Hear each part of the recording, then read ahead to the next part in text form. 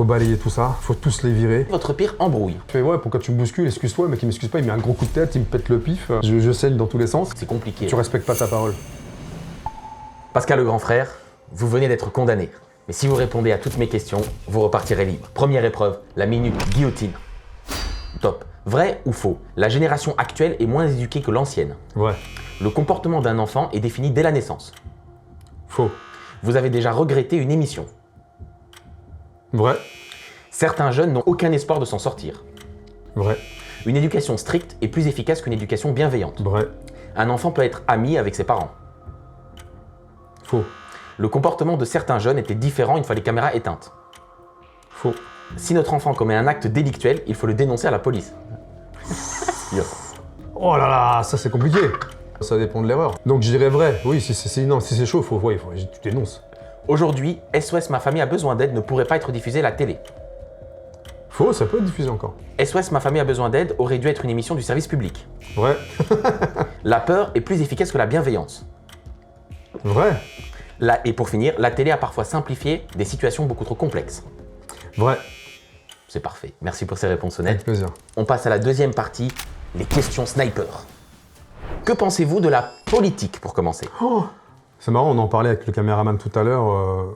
Malheureusement, je pense qu'il faut balayer tout ça. Il faut tous les virer et remettre le référendum en place. Parce que c'est nous Français qui décidons, c'est nous Français qui payons ces politiciens. Et quand on voit ce qu'ils font de notre argent, il faut les dégager. Je pense qu'il faut refaire une constitution, nouvelle république, allez, on n'en parle plus. Et on parle de démocratie, mais on n'est plus du tout en démocratie aujourd'hui, parce qu'on décide de rien. Je dirais que les gens qui sont aujourd'hui au pouvoir, ce sont mes employés, parce que je les paye. C'est vrai. Que pensez-vous de l'intelligence artificielle?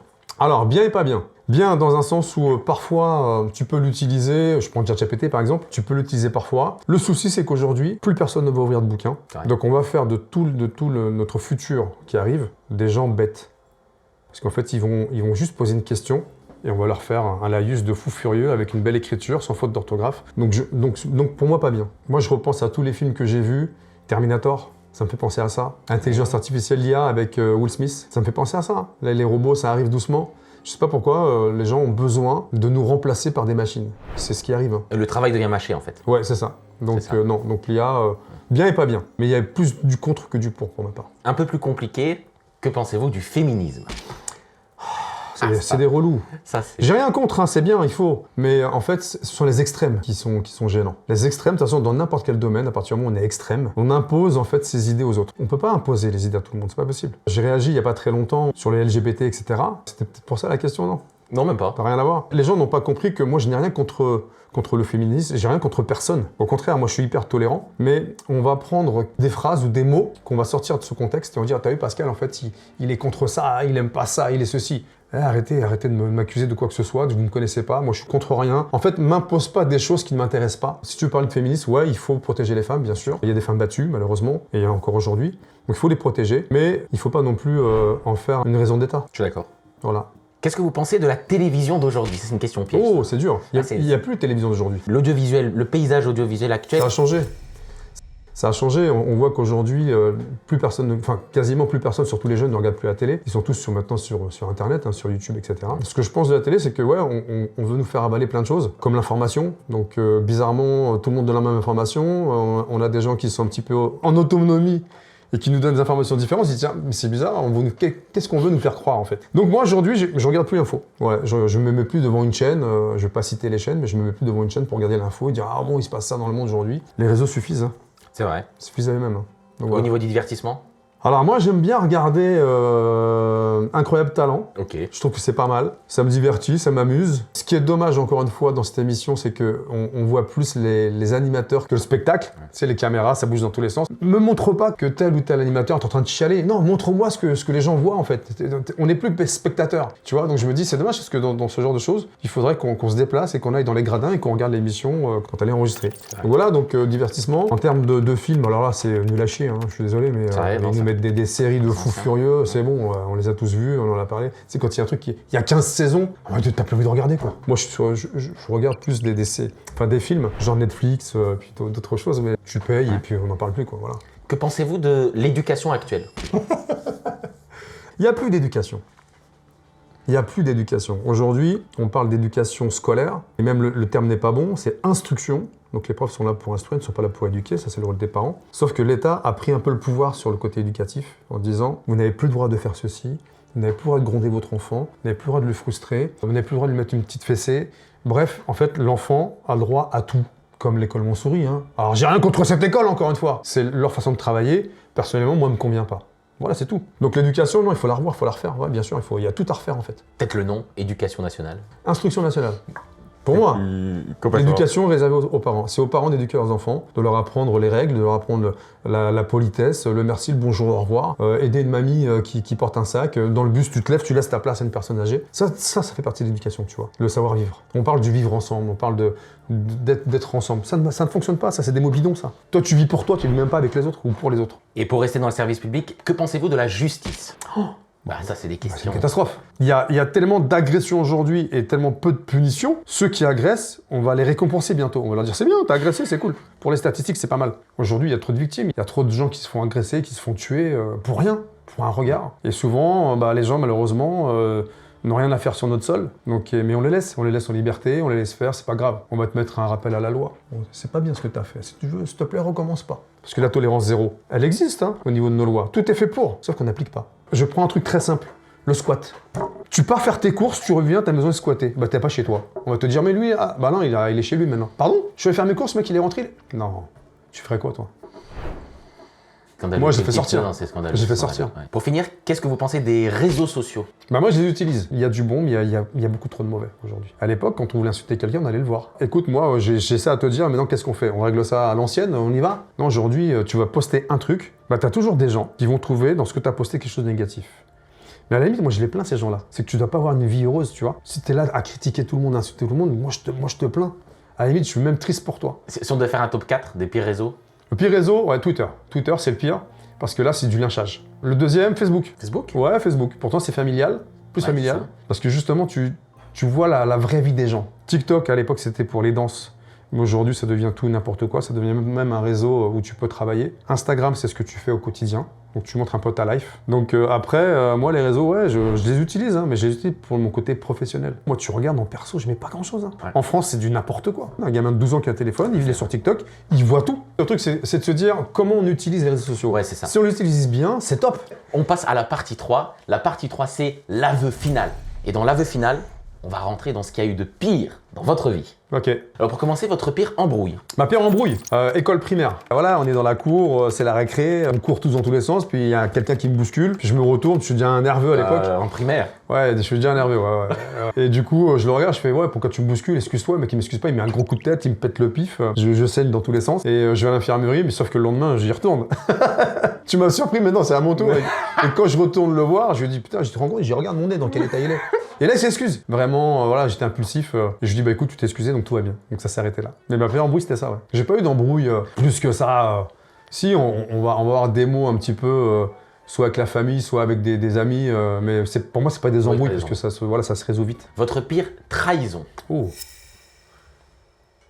On m'a trahi il y a pas longtemps, là. Je crois que c'est la pire trahison de ma vie. Je sais ce que tu vas me demander. C'est lié à quoi, machin. D'en parler, c'est très compliqué. Ouais. Je dirais, est-ce que je suis prêt à pardonner? Peut-être. Est-ce que je suis prêt à me concilier? Je crois pas.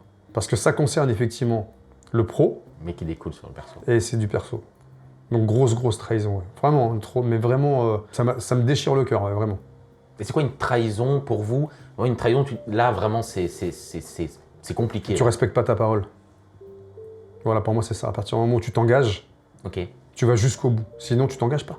À partir du moment où tu t'engages et que ça dure un certain nombre d'années et que tu mets un projet en place et que ce projet naît et tu te retrouves dans ce projet tout seul, alors que tu étais censé être à plusieurs, ben moi, je me sens trahi, ouais, effectivement. Parce que dans ce projet, moi, j'avais des trucs que je devais pas faire, que je me retrouve à faire aujourd'hui. Sans vouloir faire le relou, c'est un rapport quelconque avec la salle de sport ou quelque chose comme ça? Peut-être. Au moins j'ai tenté. Attendez.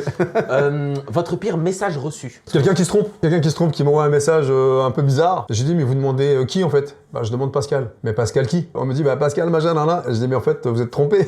C'était un message un peu osé. Olé, Quoi. olé. Oh, ouais, non. c'était ça. Donc tu reçois ça, tu fais, il y a un problème là, qu'est-ce que c'est que ça? Tu vois? Sur Insta? Ouais, sur Insta, ouais. Ah, sur Instagram. Dans le message, on sentait une affinité. Ouais, c'est genre, on se voit quand, machin. Ah, c'est pas, tu il m'as voit manqué. il voit pas le nombre de followers, la Bah page. non, il y a des gens qui regardent pas. C'est quoi l'autre pire message? Elle est méchant. Le pire message méchant que j'ai reçu. Ouais, c'est genre, bah encore une fois, c'est toi la trahison. C'est genre, t'es plus mon pote. Pour moi, c'était le pire message que la personne avec laquelle je m'étais lié d'amitié t'envoie un message, tu comprends pas en fait. Tu dis, mais pourquoi en fait? Qu'est-ce que j'ai fait de mal? Qu'est-ce que j'ai fait de mal pour mériter ce message-là? Et quand ça arrive, tu fais, ah ouais. Donc tu prends la première claque, parce que tu lis le message, tu fais, non, c'est pas possible. Tu réponds, tu reprends une deuxième claque, tu fais, ah non, mais il a vraiment écrit ça en plus. Enfoiré.